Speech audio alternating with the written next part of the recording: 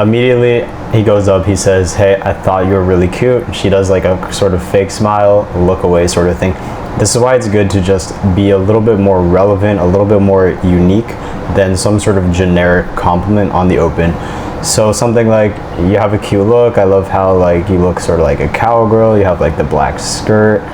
Anyway, I was just curious about you." So something more relevant than a generic compliment is usually going to get like a more positive reaction, because when you do a generic compliment, it's something that you can say to pretty much any girl, and she knows that you've probably done it before. So it's nothing really to react positively to in the girl's mind. And then he immediately follows this up with, "What's your name?" I really don't like get to know you questions or just immediate questions, because a few reasons. You're asking the girl to provide all the content from the conversation immediately. When you do open, it's your job to carry the burden of the conversation. You need to be the one providing the content, talking a little bit, letting her experience your personality. And he immediately follows it up with, "What's your story?" What's your story is okay. You know, if they're actually reacting quite positively to you, then you want to start evaluating. However, I don't really think that he's there yet. I think he needs to express a little bit more of his personality, display like a little bit more value, that he's cool, just joke around, tease, have fun, and then he can start evaluating. This seems a little bit too early in my opinion. Okay, and then he immediately reacts to her saying, "I'm good," in a pretty negative way. He just like immediately walks away.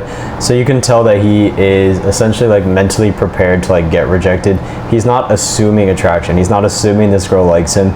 He's assuming that actually the opposite. He's assuming this girl doesn't like him. So he's prepared for like any slightest indication that she doesn't like him, and he's pretty much just ready to get out of there. Even though he misheard what she said, you can still tell that the mindset and the frame is assuming a negative rather than a positive. Okay, and then now you can tell that he's pretty much just asking questions because he doesn't know what to say. It's pretty much just going into interview mode. You really just want to avoid this before establishing value. You want to have value come first, let her know that you're someone worth getting to know, and then go into get to know you stuff. So instead of questions, just make statements. "You seem like a New York girl. You seem like a Jersey girl. I don't know if we can get along. You seem like you're not from around here."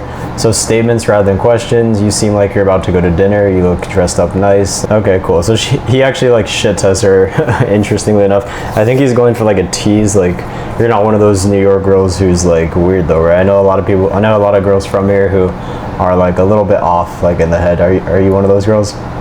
Some sort of tease format, but it comes out a little bit more shit testy slash what's it called, butting heads-ish than what he was trying to do, I think. Alright, and then this is pretty much just aborting the set early. This is him feeling like really awkward and nervous in his body, and then just feeling the urge to leave.